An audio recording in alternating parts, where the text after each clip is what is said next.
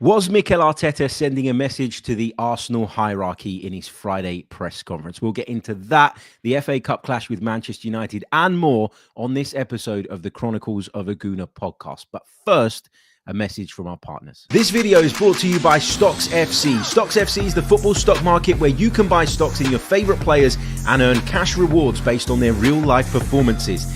To get you started, they're giving away 5 free stocks to every user that signs up this month, offering you the chance to familiarize yourself with the platform. Buy stocks in young players you fancy to prove themselves and watch their stocks rise, or invest in those you see as solid performers who will maintain their value. Earn weekly dividend payments every time your players score goals, make assists and play key passes. Your free loan stocks are eligible for payouts for a month, so why not give it a go? To claim your 5 free loan stocks and begin your journey, scan the QR code on the screen or click the link in the description. I'll be taking you along on my journey throughout our upcoming videos. Join me on the ride, Stocks FC.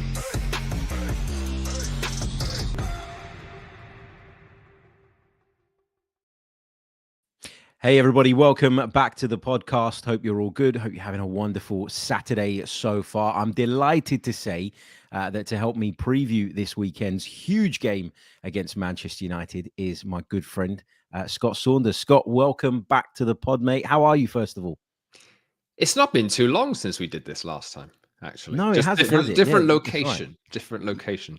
I heard you and Mike yesterday or the day before yesterday talking about just how cold it is. And yeah, we're feeling it at the moment, but all good. Lots of change for me, but exciting. And I'm just hoping from a selfish perspective that Man United can actually buck their ideas up a little bit and start playing a bit better. Well, they did last time out against Liverpool, to be fair. I was very, very impressed with that performance, I've got to say.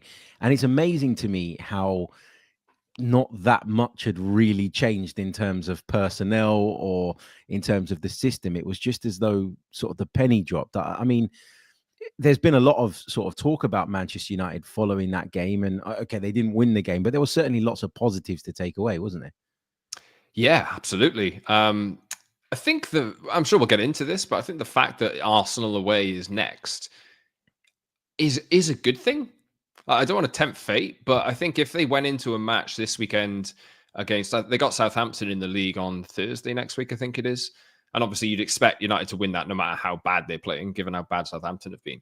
But I think the fact that United have had a week where they've gone to Anfield and now have a week where they have to switch on and really put in a performance at the Emirates as well might help Amorim drill in the message of you give your all in every game and you treat every game the same. So we'll see how it goes. But I think, seeing them at Anfield last week was a nice breath of fresh air. We just don't have any faith really that continues for the long term. So we'll see. Slowly building, isn't he, Ruben Amorim? He has to. There's a lot to do, to be fair to him. I think he's inherited a complete and utter mess, and we're going to get into some of the off-the-pitch stuff at both clubs as well on this episode. Lots of comments in the live chat from people reminiscing over the 90-min days. Bernie says 90-min throwback. Tom says, I do miss the 90-min show. Joe says, oh, it's Scott, 90-min brotherhood. Absolutely. Just because that's not continuing, it doesn't mean that from time to time we're not going to join up and do some bits of work. So really, really looking forward to what the future holds.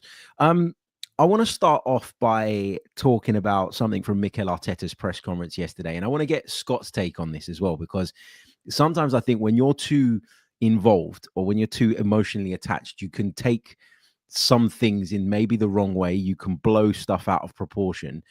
But just listening to Mikel Arteta post Newcastle when he talked about, well, that's what happens when you've got quality in the final third. And then add to that what he said yesterday, where he made it abundantly clear, I think, without saying it directly, that it's not him that doesn't want to bring in an attacker, that it's not his issue. It's obviously something further up the line. There is a lack of, I think, want to go and spend big money on a forward player that most Arsenal fans believe we need at the moment. And it's interesting because this is kind of the first time that Mikel Arteta has actually given something like that away. It's always been, I work with the best ownership, blah, blah, blah, blah, blah. But then if you follow the timeline, there was the departure of Edu, which not many of us saw coming. Where he's going says to me that he must have been unhappy at Arsenal and something went down, because that's not a step up. Might be on paper in terms of being a CEO, but to go to that group of football clubs isn't a step up from Arsenal, regardless of what people would try and tell you. So you think about all of that, and now you've got Mikel Arteta saying, well, we can't always afford to do what we want to do, and we've got very clear restrictions and limitations. We read a piece the other day from the Swiss Ramble, who's really, really good at breaking down the kind of finances of football clubs, in which he said that actually Arsenal could lose something like 164 million quid still before they're anywhere near worrying about PSR. So that suggests that this isn't, a necessity. This is more something that kind of is in keeping with KSE's strategy. I've always said they were going to invest, and they did, and they got Arsenal back into being a Champions League club. But now my question is, and I'm not saying they won't, but I'm certainly asking the question, are you willing to take that next step and now do what it takes to get over the line and win? And it's clear to me that Arsenal needs something more. I mean, first of all, from your position, Scott, looking from the outside in, Arsenal do need something in that attack, don't they? It has gone a little bit stale at times. Yeah. For me, I think the set pieces, I just go back to the last time Arsenal played United, and just the threat that they have from set pieces, from corners, among the best in the game in the world. But it feels like we went into this season. I picked Arsenal to win the league this season, and I don't want to veer away from that yet. But obviously, as you're looking at Liverpool and you're thinking, are they going to slow down? I don't know. But it just doesn't seem like everything is free flowing at Arsenal at the moment. I know that, look, the Saka injury is such a big thing. But we've had conversations in the past. What if Saka gets injured? Who's in there to kind of come in and take his place? And look, if you're going to compete at the top of the Premier League and in Europe, you need strength in depth in those positions. And I think looking back at bringing Raheem Sterling in on a loan deal, and I know Trossard's come up with some big moments for Arsenal as well, but I think when he's not, playing brilliantly, is kind of noticeable. Yeah. Martin, he's been off color for a while, and like he is a little bit better recently, but and the same for Jesus, I guess. But you don't have that one player you can just rely on, who will deliver when the team needs it most and carry you through matches. And I think, I know maybe I'll ask you a question. I think we've spoken about Kai Havertz's place in the team, and how Havertz, he was criticised for a while for not really being that solid centre forward who gets lots of goals, and then he went through a good phase, but he's playing in different areas of the pitch, this kind of thing. Do you feel like now, from your perspective, that Arsenal do need that number 9? It's difficult, because I think with Kai Havertz, I think he was always coming in. Well, he was initially, I think, coming into play as a left 8, and that obviously was something that Mikel Arteta realized pretty quickly wasn't going to work. So he moved him into that centre forward position, where he did really, really well last season. And although he's had a lot of stick this season, he has got 12 goals in 26 appearances across all competitions. So it's almost 1 in 2. So I think that the scoring thing isn't that much of an issue with Kai Havertz. Like he missed a really gilt-edged opportunity against Newcastle the other night, but that's not been a common theme with him this season. It's more for me that we're not creating those chances. And so when I say Arsenal need an attacker, I'm not even like sort of obsessed with the idea of it being a number 9. It could be another winger. It could be another 10 type player. It just needs to be someone else who you can give that or share that creative burden with. And right now we don't have that. So go and get a winger, go and get a centre forward, whatever you think is the best option, depending on what's available on the market. But it's clear that we need something, because what we're suffering from right now is obviously Saka being out, but a drop-off in form from both Trossard and Martinelli on the left. Raheem Sterling was brought in, and I remember, I think we spoke about it at the time, didn't we, on the 90 Min show, thinking, well, it's very low risk and potentially high reward. Well, yeah, it was low risk, but there's been no reward so far because he's barely played. And that says to me, the fact that Mikel Arteta has so little faith in him, and that's clear based on how little he uses him, how often he brings him off the bench. He brings Zinchenko off the bench more often than not, ahead of Sterling when we're chasing a goal, which says it all. But that says to me that it wasn't Mikel Arteta's first choice. I think the fact he was signed going into sort of midnight on deadline day kind of told us that anyway. But I think this is Mikel Arteta now making the point that he wanted more in that attacking department and he didn't get it. And, you know, if the finances are okay, if Arsenal are not in desperate need of sort of saving money from a business point of view or from a PSR point of view, then it's only down to one thing, and it's down to the club. And I often get called all sorts of names in the comment section. I had someone yesterday saying, Harry, the company man, won't criticize Mikel Arteta. I'm not criticizing Mikel Arteta. I'm criticizing the company. I'm the company man that's criticizing the company, apparently. But yeah, it's frustrating. It's irritating because we can all see that we need more. And just based on his recent comments, I think he's trying to manage the expectations, the manager, that, you know, there's nothing major forthcoming. There's nothing major on the horizon, and Arsenal are going to have to make do with what they've got. If we flip it to Man United for a second, it feels like, Scott, they're in a similar boat in terms of what they can and can't do in the January window. The difference, I think, is, and I'm sure you'll agree, that this is a consequence of years of mismanagement rather than maybe the ownership. And I know they've been like this in the past, but maybe the ownership saying, well, I don't want to spend. This is mismanagement catching up with them. Yeah, I think, look, United are in a phase now where we've spoken about the state of United for a long time. And there's been a number of false dawns. But I think what we're seeing now, I did a podcast yesterday on the wage bill that United have and the reason why they're in all the financial mess that they're in at the moment and why they can't go and look. Nobody really spends massive money in January unless you look at Man City, what City are doing at the moment, and think, oh, it is possible. But I think United have, from what I understand about United, it's a sell to buy kind of thing first. I think there's a wage restructuring, which Arsenal have done.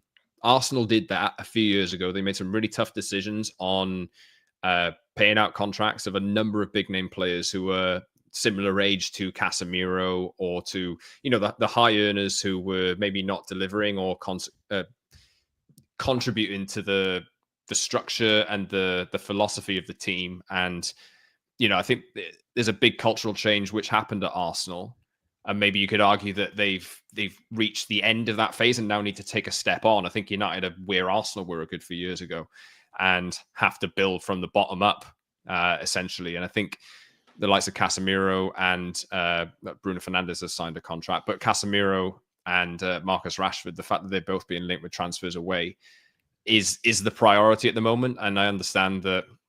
Look, I'd like to see United sign 3-4 players this month, but it's just not going to happen. It's not going to happen.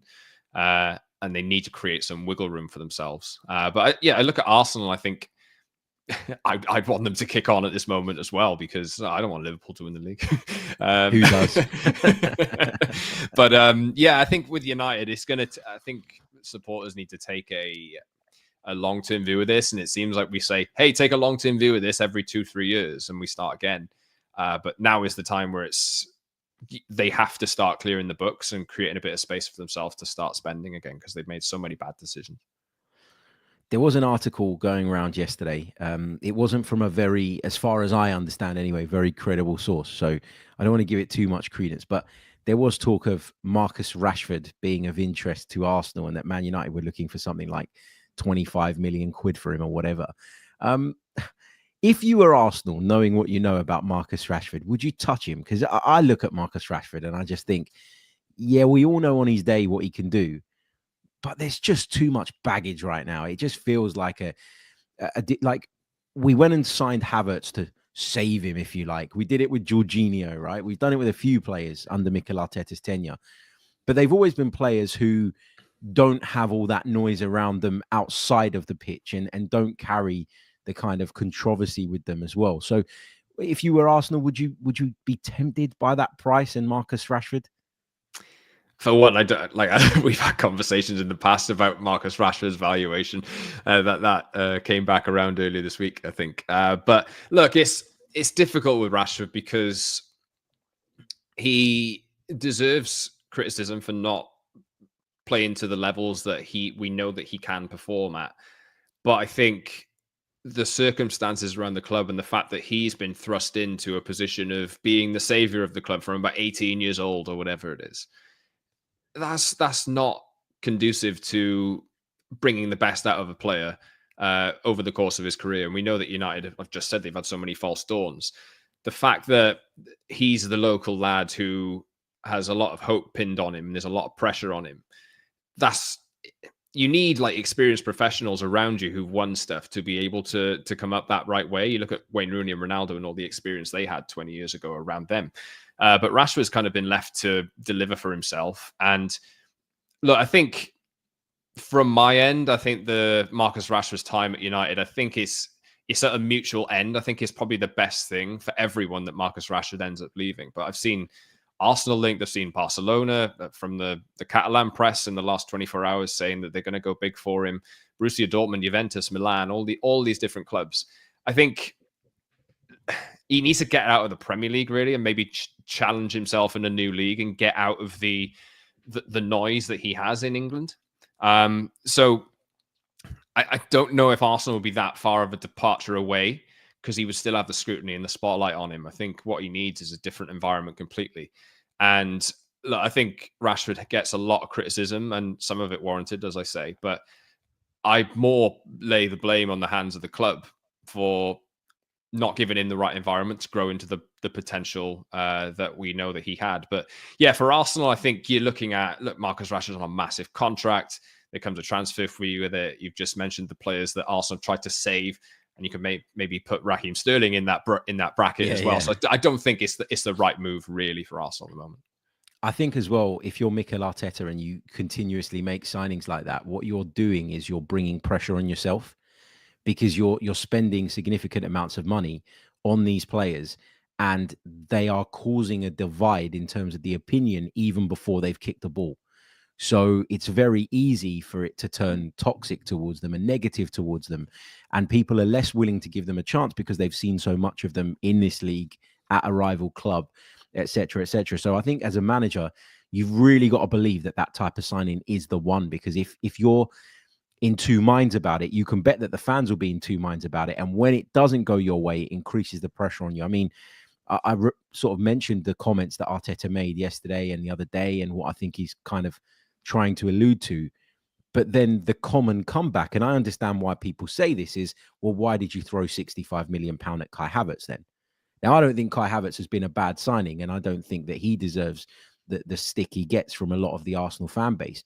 I've just told you he's the top scorer by quite some distance for the club this season. But it's that type of signing, it just brings on unnecessary pressure. And if I were Mikel Arteta, I'd steer clear of more of those types of deals. So at least let the dust settle on these ones before you start bringing in others. Derek in the chat says, hit the like button, folks. It only takes a minute. Jenki says, like and subscribe. It will help us win against United. That it will do. So make sure you leave a like on the video if you haven't done so already. Subscribe to the channel if you're new, of course. And if you're listening on the audio platforms, please leave us a review, because that really, really does help. I can see a few of you are throwing in some questions. Keep them up your sleeve, and we'll come back to them a little bit later on. So don't put them in the chat just yet, because they'll get lost in there and I won't be able to find them easily. So just hold on to them, and I'll give you a sort of 5-minute warning in terms of throwing those in.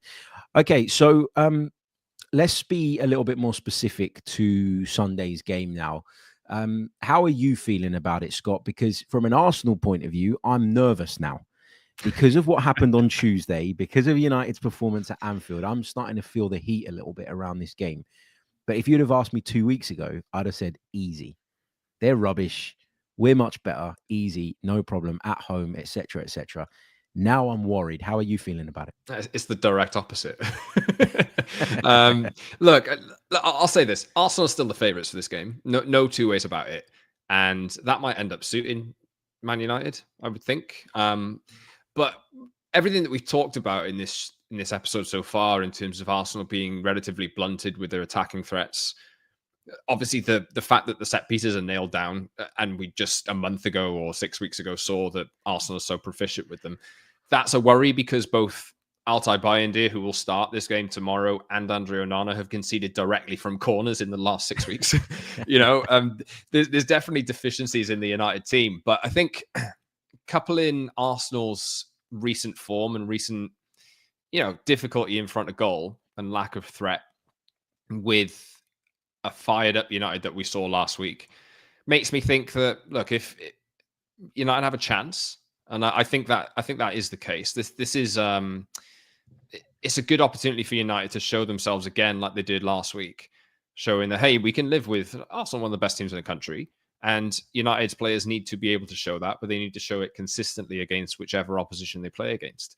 And yeah, I think for me, this is when the draw came out, I was like, oh, well, that's an absolute like guarantee that the FA Cup defense is going to be over in the third round or whatever it is.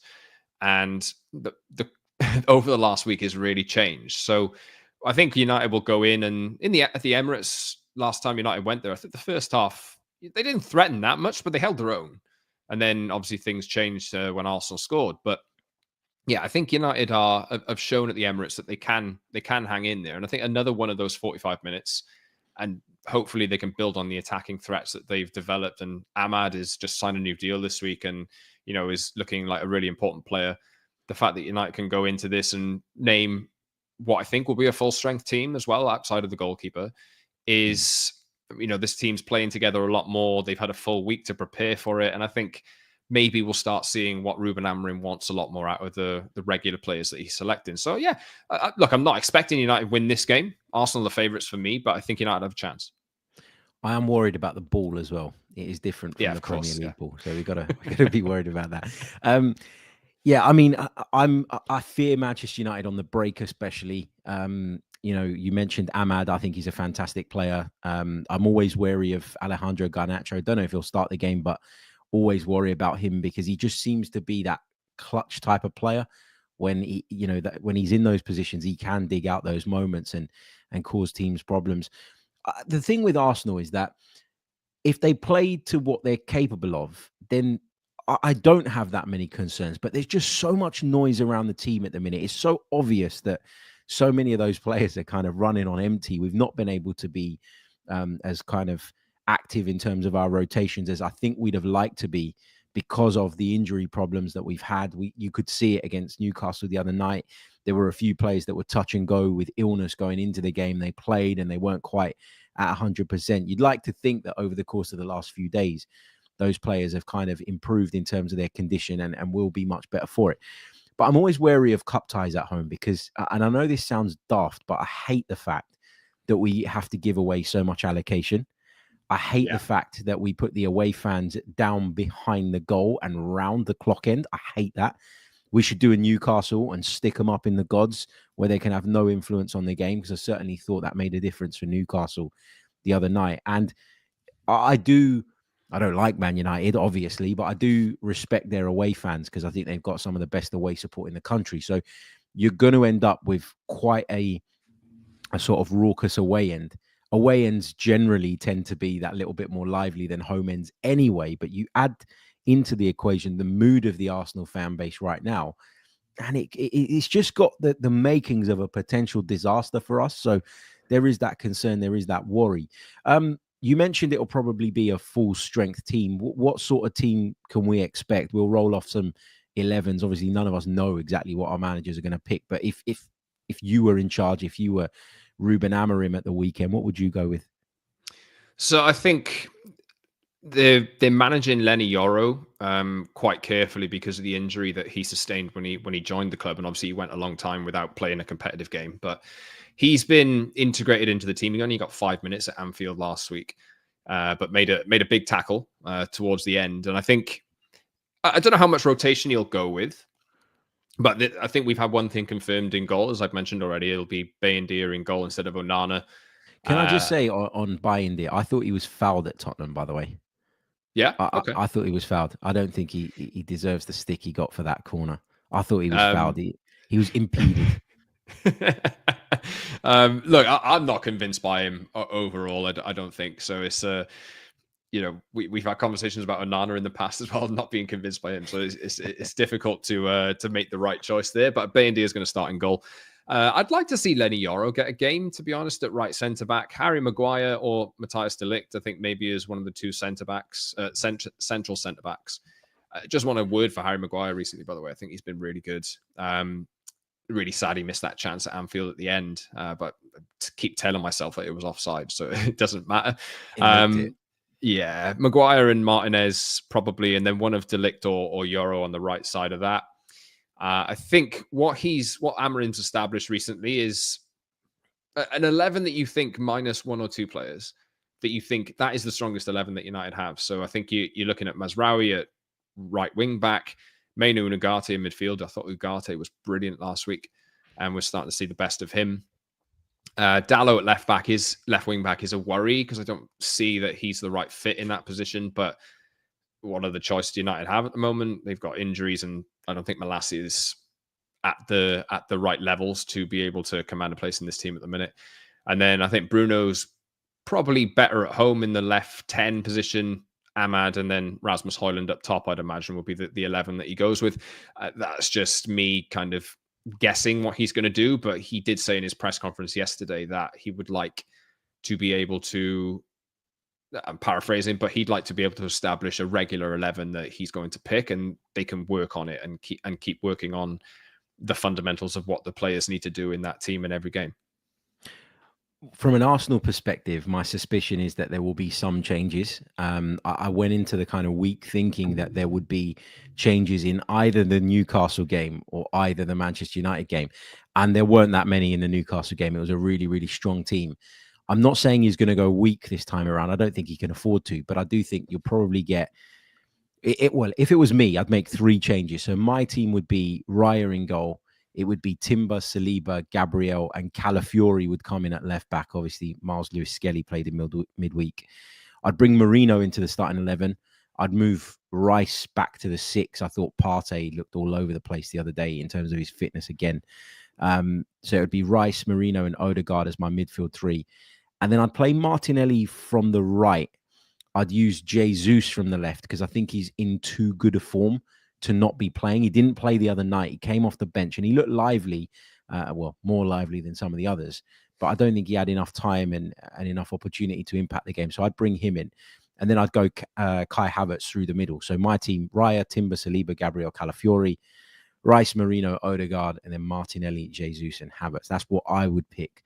Don't know what Mikel's going to do. Toby in the chat says, if Sterling is fit, I would play him. I'm not massively against Raheem Sterling playing, by the way, because I've never thought that Raheem Sterling was a bad player. I look at all the previous evidence and I just can't see a world in which Mikel Arteta says, here you go, start in this game.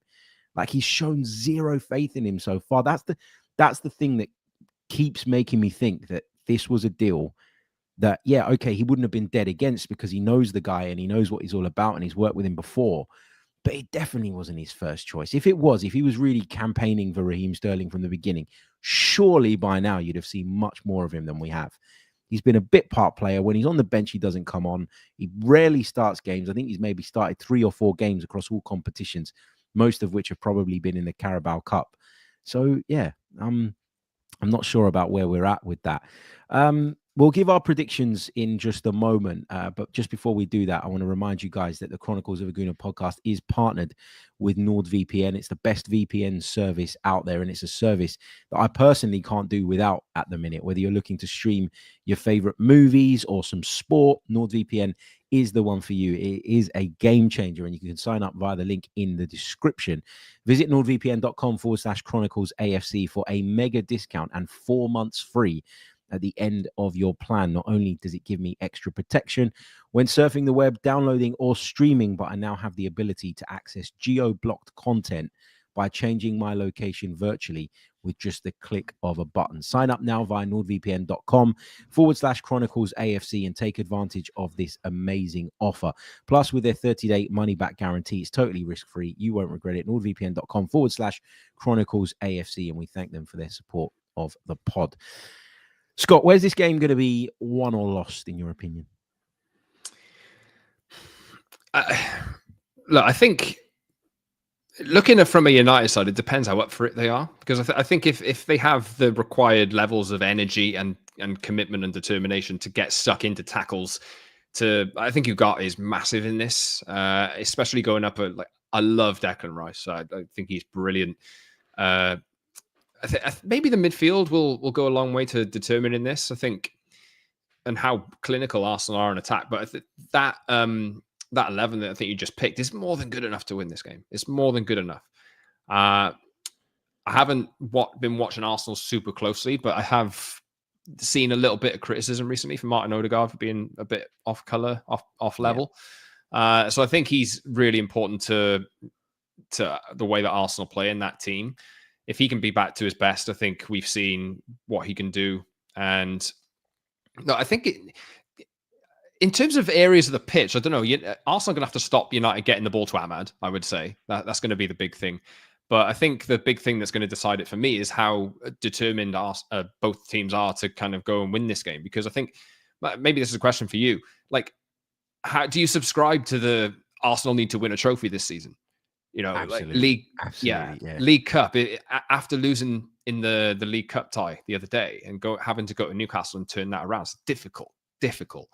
So you'd imagine the FA Cup would be kind of the next best thing, and it's a difficult tie for Arsenal. Probably Arsenal would have chosen something different or a different draw for this. But there's a lot of Arsenal season riding on this. Like, I can imagine if United go and win this game and knock Arsenal out, that the sentiment's going to turn. So I think rather than getting into positions, I think it's just about will and desire in this case. Yeah, I think that's a great point. I think we know what both teams are capable of in terms of their technical levels. We know, where they've been at in recent history, and we know how that should, in theory, see the game play out. But application is such a big thing, and unfortunately, for Arsenal, there's been question marks over some of that recently. Not in terms of the effort that players are putting in, but it just feels like maybe we've run out of ideas in some senses, and that is a concern. I think if you've watched Arsenal closely, which I'm sure Manchester United have in preparation for this game, they will know exactly what parts of the pitch they need to shut down. They'll know exactly what has been Arsenal's kryptonite in recent weeks. It is that low block. And where I fear Manchester United probably more than a lot of other teams is that they have that counter-attacking capability that makes you think twice about pushing your centre-halves into the opposition's half. And that's the difference. I mentioned I'd start Calafiori, and that is from fear of Ahmad, probably more than anything, because I don't think Lewis Skelly deserves to not play, by the way. I think he's been fantastic, and I love that he goes into midfield and gets on the ball. He was brought up as a midfield player. That is his primary position. He's found a way into the team via the left-back role because we've had injuries and problems. But that is what suits him. That's what he does. And if it was a game where I was less fearful of what you guys have going forward, then I'd probably pick him on current form. But I think having that bit more safety with an actual defender in Ricardo Calafiori just makes me feel that little bit more comfortable. Having said that, he does love to roam around the pitch and ends up in the number 10 position at times without any license whatsoever. But hey, it is what it is. I do subscribe, by the way, to the thing that Arsenal need to win something, because how else can you come out of this season claiming progress? They finished second the last 2 years. If they finish second again, is that progress? No.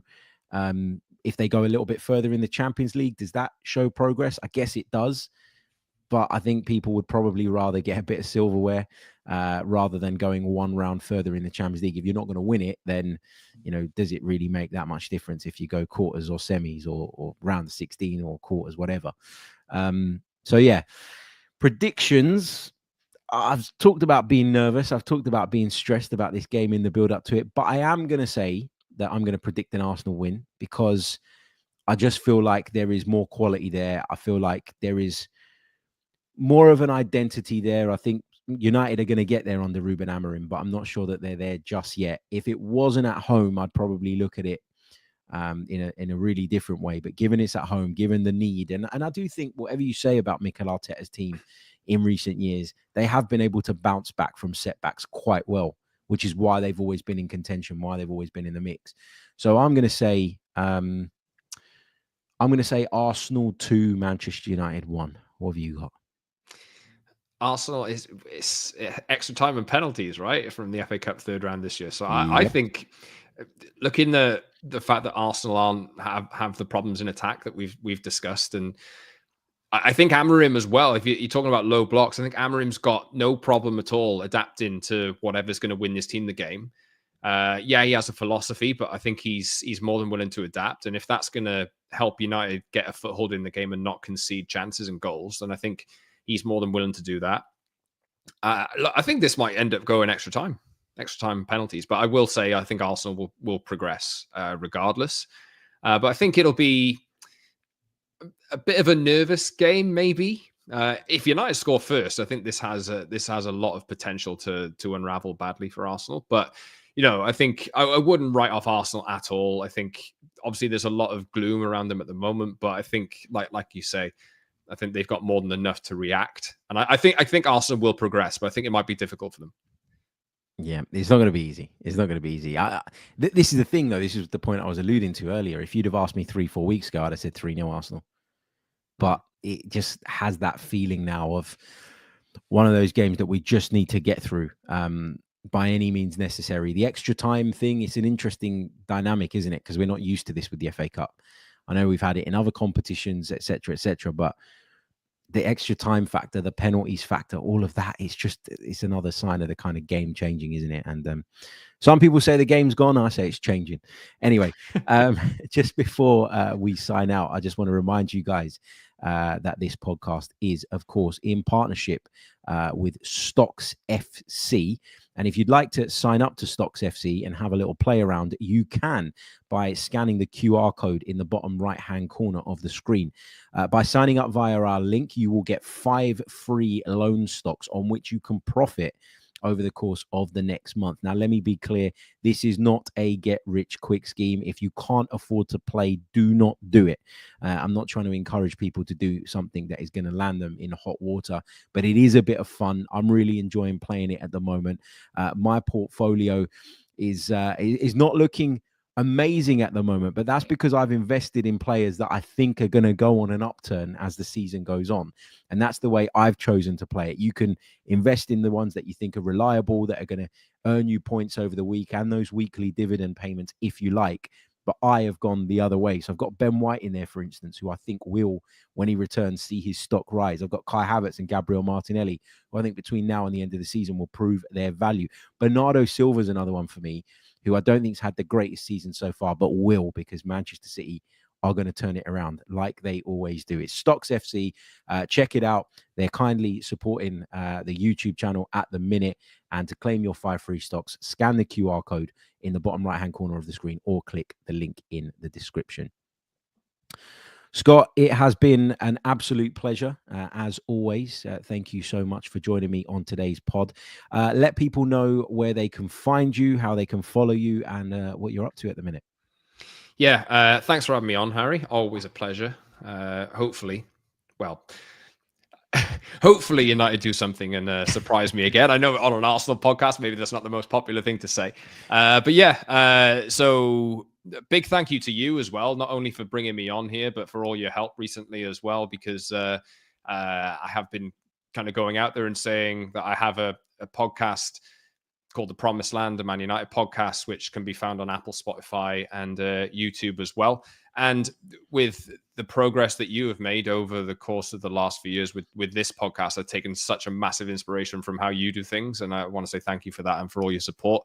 But if you're a United fan, I don't know why you'd be watching in this moment, but if you know a United fan in your family or whatever, or you have a friend who's a United fan who just wants some less OTT, more relaxed chat, like never too high, never too low is essentially what we say. So yeah, the Promised Land, the Man United podcast. You can follow me as well at @ Scott Saunders on all the usual social platforms. And I'm on Blue Sky as well.